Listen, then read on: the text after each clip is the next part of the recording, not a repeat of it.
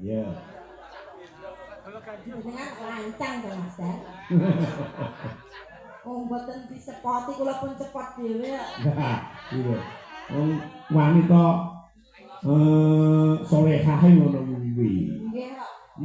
Wis tak dadi wanita solehah. Lek tekan omahe sik ya jane Oh kula Mas pun kitah kitih iki sedang sepoti rumah. Nggih. Langsung nyang Mas tutulono dhewe Ah. Dhewe nutuli ning endi nggene apa cethuk ya. Oh jembare ngatur ngeten kok. Iya. Lah nggih langit payon sik ya Mas. Lah nggih. Ya diaturke penggemar Sekar Gadung, Pakmu, Bapak Santo ki mau ya. Nggih, ingkang sami rawuh. Bapak Kunti, Bapak Surani, Bapak Surani sing sangka. Wah, ya ingkang sami rawuh. Bapak Tato ayam goreng ugi rawuh. Wah, itu ayam goreng Sri Kandi lor Stadion Blitar ngarepe rumah makan Gandos apa Dados ya? Dados. Dados. Nggih. Ya, kaya kapan lho? Iki kula piyambak. Dhewe ya. Engko lek wis metri disambung karo tembang liyane iku ben dibantu karo anak wedok kita. Nggih. Sepinten Mas Dar? Niki lho. Nek kok sepinten iki aja ning Mas Dar. Pripun? Nek kok ana aku sepinten anu pae lho. Lah sepinten Pak? Hak mene. Iya. Kok bundek kan to, Pak? Iya.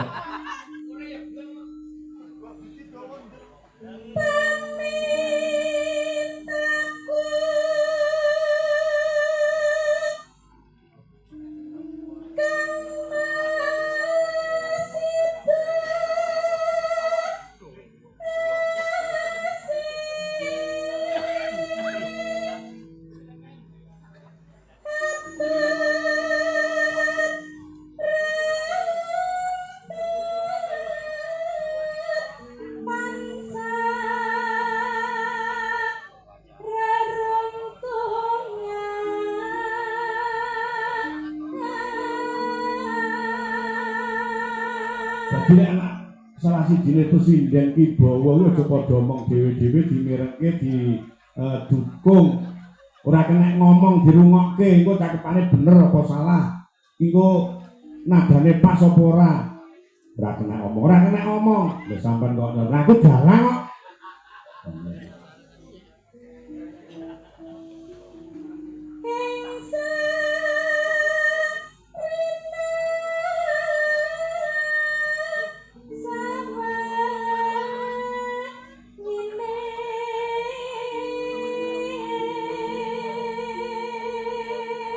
Iki mau awake ya rada lencu wit mau bengi persiapan mergo ning omah nampa giliran lapanan muslimat sak kecamatan Rejo Tangan mapan ning mae dhewe iya.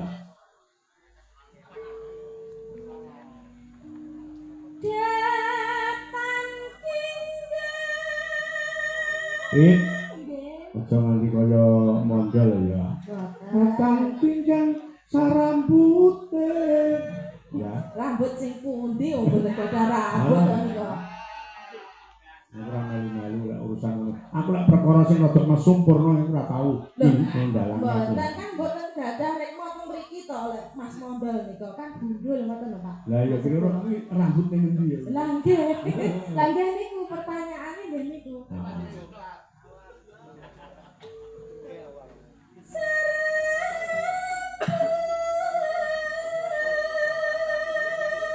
Mas bar ngebas wis mulih piye? Nah, ya wis ben turu. Lek pas prei ben ngeloni bojone. Monggo keh praine iki.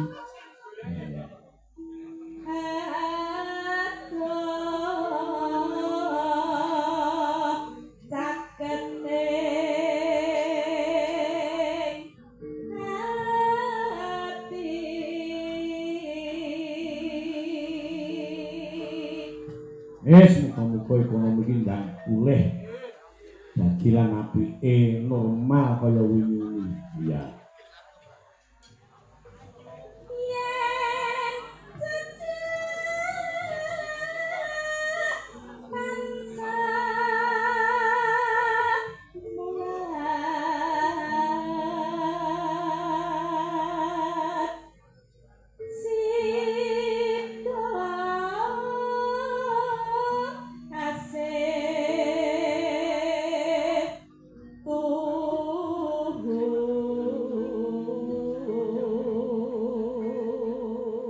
Ro OTW, Mbah.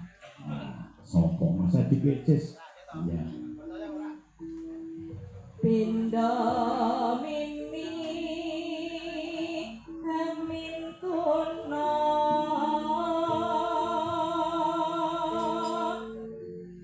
ayo bareng Kang Mas anak Tapi kur Ciro lu. Ayo Kang Mas anak tapi wajib.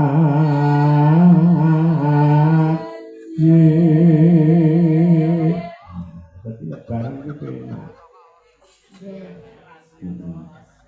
Sita asep Nuwun lho.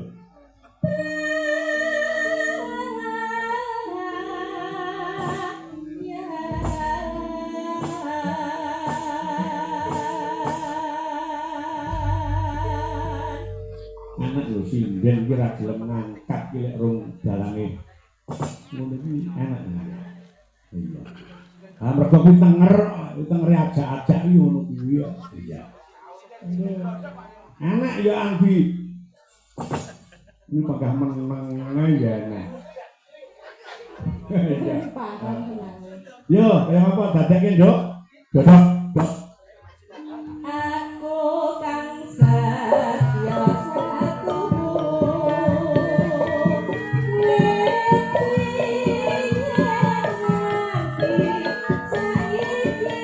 Yo yo yo.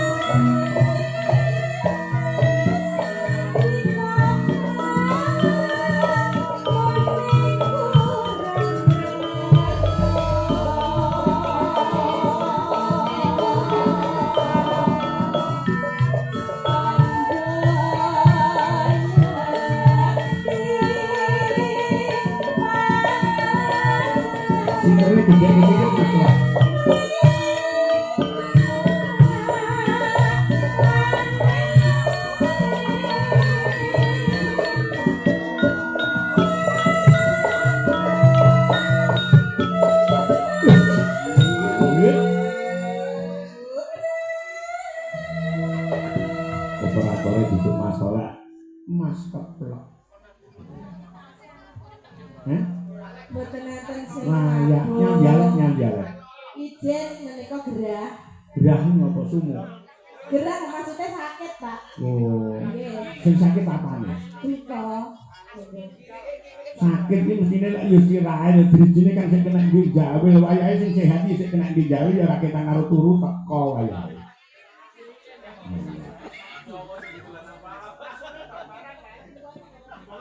Lah gembos kok nyiter ngono.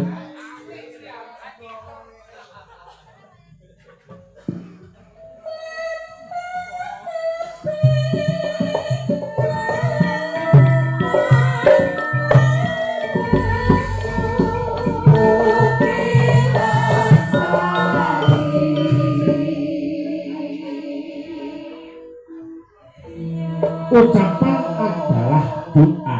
Mugi lestario, iki mugi tumanduk marang pemanten sakloron sing tegese iso lestari selawase. Lah, kaya ngono.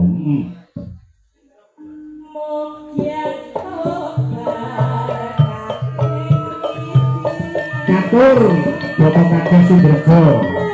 Mugi paring seger sehat. Amanah limamung warga masyarakat desa Kebun dipun kembangan.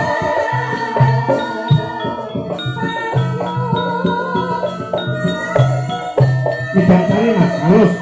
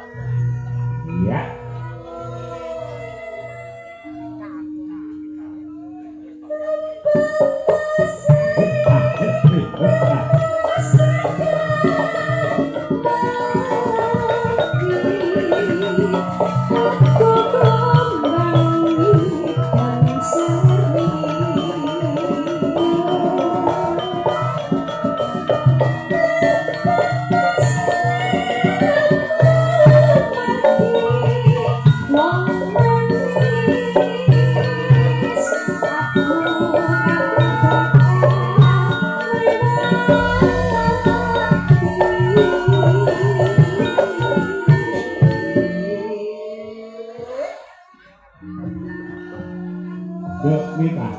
Jauh. Selama panjenengan derek Sekar Gadung iki cara rasamu iki piye? Seneng marem. Seneng marem sebabe? Kompak karo rencang-rencang. Heeh. Pak iki klebu kereng apa sabar? Sabar. Dalang sak donya ku sing paling sabar meh aku. Saestu. Lah ibuke.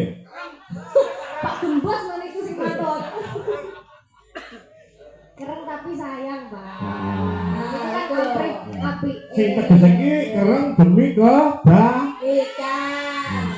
Kemajuan. Jadi ndak etis lho, nyen yo kancane ngajak nyen yo sing kene dolanan HP yo wangun ngono iki coba. Nggih.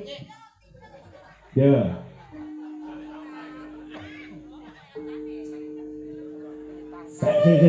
Sik tak usungke. Ben lek dolanan HP ndak ketok, biar tak gekke kotak tek ngene kae. Kaya dingklik kae. Ku ngarep ngabar iki dingklike dadi HP-ne dijalek kowe ndak ketok. Ketoke mung dingklik ngono ya. Inovasi terbaru. Heeh. Iya.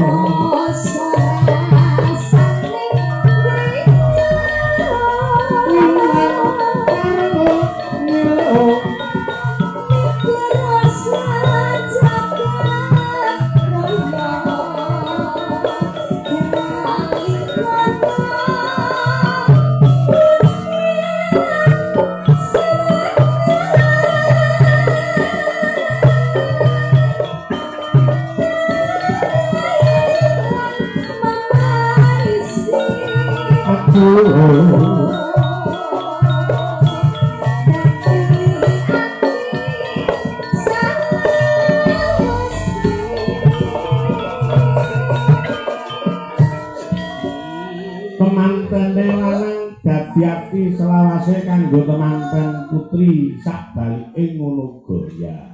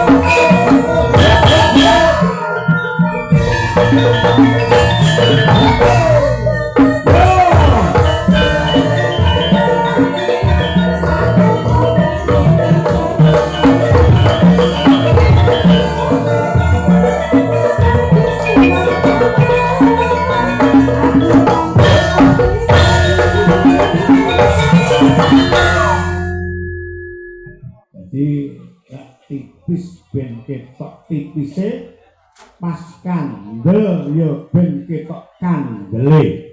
Lanjut.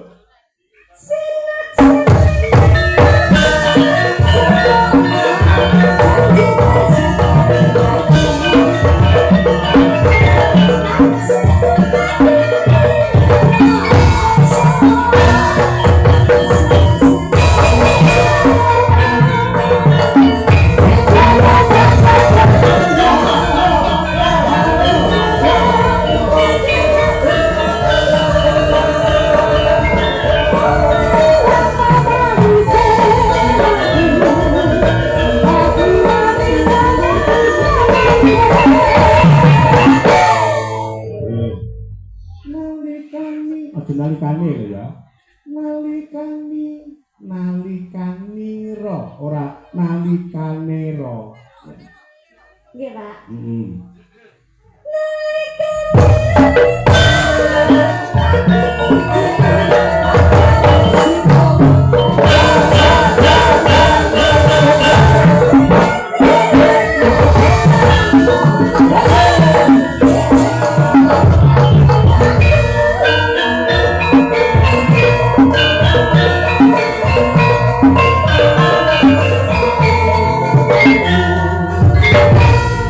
Ya. Matur sembah nuwun.